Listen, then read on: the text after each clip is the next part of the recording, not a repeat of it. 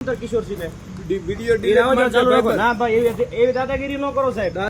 મિત્રો, સૌથી પહેલા વાત કરીએ તો એનએમ સરવૈયા નામનો યુવક ભાવનગરના વર્તેજ પોલીસ સ્ટેશનમાં જાય છે અને ત્યાં ફરિયાદ લેવામાં નથી આવતી, એટલે તે વિડીયો બનાવે છે અને તે ખૂબ જ વાયરલ થાય છે. મિલિયન ઉપર વ્યૂઝ આવે છે મિત્રો. પોલીસ તેમની વિડીયો બનાવવાની ના પાડે છે અને પછી એનએમ સરવૈયાએ શું કીધું જોવો મિત્રો.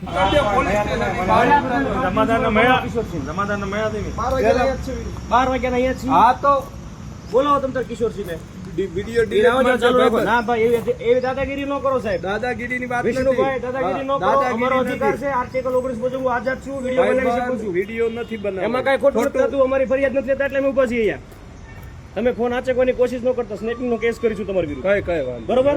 હું કાયદો જાણું છું. હું જાગૃત નાગરિક છું. ખબર પડે છે. હું 5 દિવસથી હેરાન થાઉં છું. કિશોર સીધો જાય છે, ફરિયાદ લેતા નથી. બોલાવો અહીંયા. કિશોરસિંહ આની પછી ઉતારો. તમે બધા વિડીયો જોવો તો છો પણ ચેનલને સબસ્ક્રાઇબ નથી કરતા યાર, તો પ્લીઝ ચેનલને સબસ્ક્રાઇબ કરી દો અત્યારે જ અને એક કોમેન્ટ પણ કરી દો. નેક્સ્ટ અપડેટની વાત કરીએ તો મિત્રો, પોલીસની કામગીરી ઉપર સવાલો ઊભા થઈ રહ્યા છે.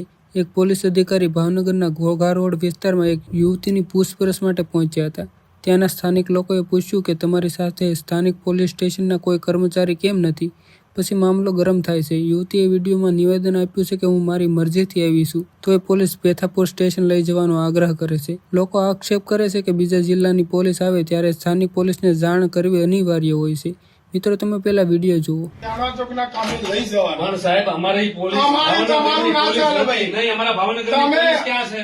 કોણ છે? અમે તો અમારું જે ઘોઘા રોડ પોલીસ સ્ટેશન લાગે. ઘોઘા રોડ પોલીસ સ્ટેશન નો કોઈ એક વ્યક્તિ નથી તમારી પાસે. બોલેલી આ બોલાવી લો. અમને ખબર ના પડી. નહીં પોલીસ હું તમને કઉ છું ઘોઘા રોડ પોલીસ સ્ટેશન દીકરી બેટા અહીં આવતું. તમે ક્યાં રહો છો? તમે બેન કેમ? એક મિનિટ બેન. આ દીકરી રહી. ના ભાઈ આ દીકરી છે. બેટા શું છે? આ પોલીસ વાળા આવ્યા છે. અહીં આવો. તારા વર્ષ કેટલા છે બેટા? 18 વર્ષ પૂરા. 19 બોલો, પૂછો શું પૂછવા માંગો છો તમે? તારે ગુમ થવાની ફરિયાદ છે બેઠાપુર પોલીસ સ્ટેશન આબુ પડે છે. નેક્સ્ટ અપડેટની વાત કરીએ તો મિત્રો, શોકિંગ ન્યૂઝ છે. રાજકોટમાં એક નાટકનું આયોજન કરવામાં આવ્યું હતું, તો ત્યાં લોકોએ તોડફોડ કરી છે અને નાટક બંધ કરાવ્યું. કેમ કે મિત્રો આ નાટક નાથુરામ ગોડસેનું હતું અને એ કોણ હતા અને ગાંધીજી સાથે તેણે શું કર્યું હતું એ તો આપણે સૌ જાણીએ જ છીએ. જે હેમુ ગઢવી હોલ છે ત્યાં ખુલ્લેઆમ ધોકા ઉડે છે અને નાટકના પોસ્ટર પણ ફાડી નાખ્યા છે. મિત્રો તમે પેલા વિડીયો જુઓ.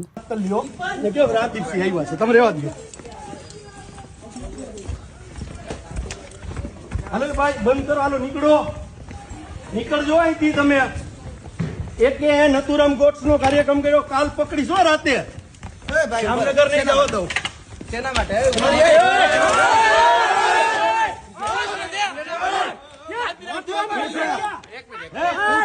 નથુરામ ગોટ્સ છે ક્યાં? એક મિનિટ.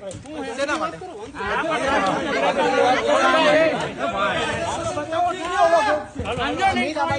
ગોટ્સે ક્યાં ગયો? ગોટ્સે ક્યાં? ભાઈ ગોટ્સે ક્યાં?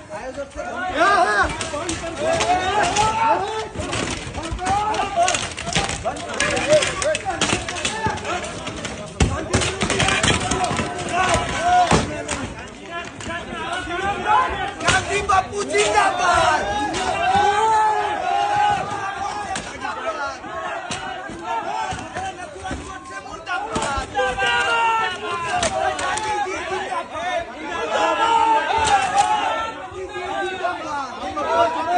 નેક્સ્ટ અપડેટની વાત કરીએ તો મિત્રો, ફરીવાર એનએમ સરવૈયા રીલ્સની ફીડમાં દેખાય છે. કેમ કે મિત્રો થોડા દિવસ પહેલા વાળુકડ ગામમાં એક નકલી ડોક્ટર અને નકલી દવાખાનું પકડે છે અને તેની ફરિયાદ વર્તેજ પોલીસ સ્ટેશનમાં કરવા જાય છે, તો 2 લોકો તેની ઉપર હુમલો કરે છે તેવા આક્ષેપો એનએમ સરવૈયા કરે છે. મિત્રો તમે પેલા વિડીયો જુઓ. ડોક્ટર છે અને તેમને સાથ સહકાર આપતા રાકેશ બી ખીમાણી જે મેડિકલ ઓફિસર છે વાળુકડ પીએસસી સેન્ટરના, અને જગદીશભાઈ ખીમાણી ફાર્મસી વાળા, શ્યામ ફાર્મા વાળા, આ બધાની વિરુદ્ધમાં અમે 6-7 દિવસ પહેલા પોલીસ સ્ટેશન અરજી આપી હતી. પછી મુખ્ય અધિકારી આરોગ્યને અરજી આપી હતી, કલેક્ટરશ્રીને આપી હતી અને એસપીશ્રીને પણ આપી હતી.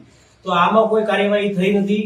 આ મેટરની બાબતે અમે પોલીસ સ્ટેશને ગઈકાલે વર્તેજ પોલીસ સ્ટેશન મને બોલાવવામાં આવ્યો હતો. પીસીઆરમાં બેહાડી અને મને વાળુકડ ગામે ફરીવાર નવી રેડ માટે લઈ જવામાં આવ્યો હતો.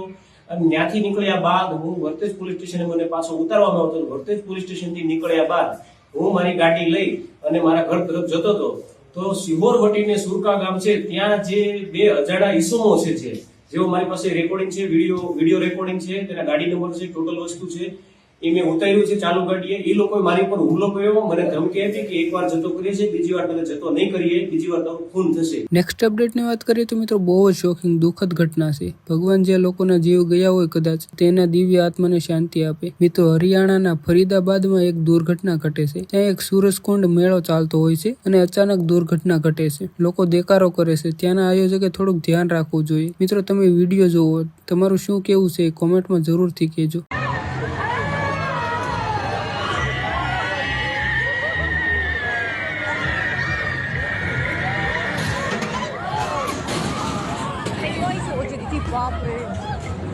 નેક્સ્ટ અપડેટની વાત કરીએ તો મિત્રો જે ઘણા સમયથી વિવાદ ચાલે છે તેમાં આજે વળાંક આવ્યો છે. થોડા દિવસ પહેલા પરસોત્તમ સોલંકીએ એવું કીધું હતું કે ધોકા ઉપાડવા પડશે તો અમે ધોકા પણ ઉપાડીશું. તે નિવેદનને લઈને આજે ફરીવાર કંઈક કીધું છે. શું કીધું મિત્રો તમે પેલા વિડીયો જુઓ. કે મંત્રી દરજાનો માણસ અને જાહેરમાં આવું બોલે. મેં કીધું જીને જી સમજ્યું સમજે. એ તો જી છે અને આ કોઈ સવાલ નથી કર્યો કે હું